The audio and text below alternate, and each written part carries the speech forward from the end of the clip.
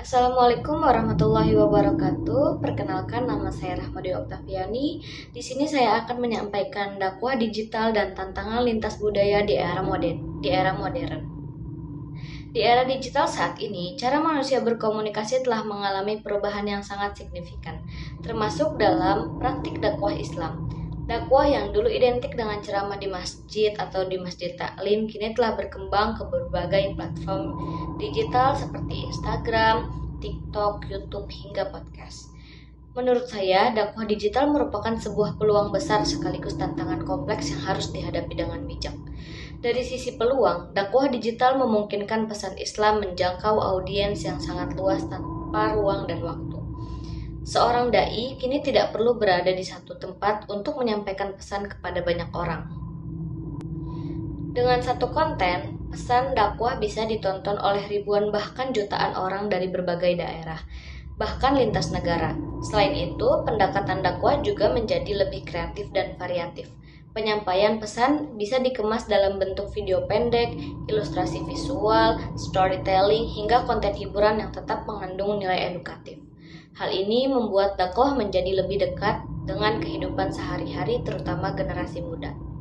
Namun, di balik peluang tersebut, terdapat tantangan yang tidak bisa diabaikan. Salah satunya tantangan utama adalah kualitas dan kedalaman pesan dakwah. Dalam dunia digital yang serba cepat, konten seringkali dibuat untuk mengejar perhatian dan viralitas. Akibatnya, pesan agama bisa menjadi terlalu sederhana, bahkan berpotensi disalahartikan. Tidak semua konten dakwah yang populer memiliki landasan keilmuan yang kuat. Hal ini membuka peluang munculnya misinformasi dan pemahaman yang kurang tepat tentang ajaran Islam. Selain itu, algoritma media sosial juga berperan dalam membentuk pola komunikasi informasi. Pengguna cenderung hanya melihat konten yang sesuai dengan preferensi mereka.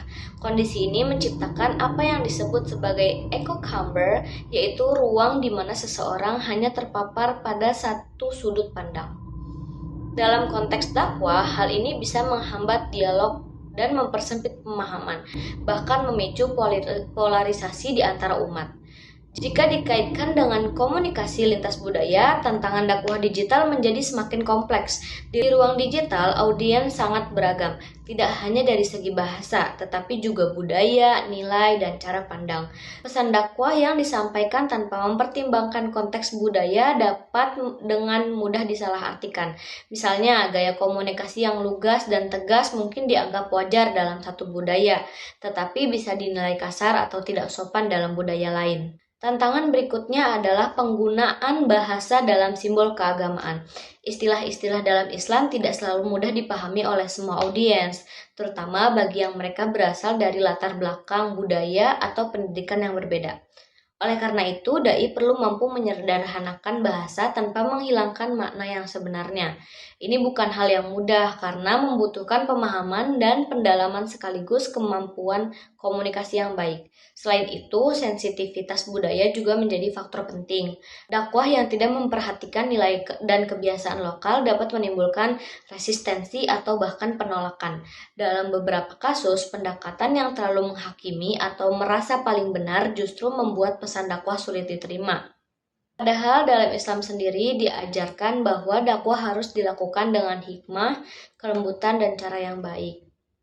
Dalam konteks global, dakwah digital juga dihadapkan pada audiens yang tidak hanya muslim, tetapi juga non-muslim. Hal ini menuntut pendekatan yang lebih inklusif dan dialogis. Dakwah tidak lagi sekedar menyampaikan ajaran, tetapi juga membangun pemahaman dan menunjukkan nilai-nilai Islam sebagai rahmat bagi seluruh alam. Oleh karena itu, etika komunikasi menjadi sangat penting agar pesan yang disampaikan tidak menimbulkan kesalahpahaman atau konflik. Dari berbagai hal tersebut, saya berpendapat bahwa keberhasilan dakwah digital sangat bergantung pada kemampuan untuk menggabungkan pemahaman agama, literasi digital, dan kepekaan budaya. Seorang dai di era digital tidak hanya dituntut memahami ajaran Islam secara mendalam, tetapi juga harus mampu membaca situasi, memahami audiens, dan menggunakan media secara bijak. Dakwah digital adalah sebuah keniscayaan di era modern. Ia menawarkan peluang besar untuk menyebarkan nilai-nilai Islam secara luas dan kreatif. Namun tanpa strategi komunikasi yang tepat dan kesadaran akan keberagaman budaya, dakwah justru bisa menimbulkan kesalahpahaman. Oleh karena itu, diperlukan pendekatan yang lebih bijak, inklusif, dan bertanggung jawab agar dakwah digital benar-benar menjadi sarana untuk membangun pemahaman dan mempererat hubungan antar manusia. Begitu saja yang dapat saya sampaikan. Wassalamualaikum warahmatullahi wabarakatuh.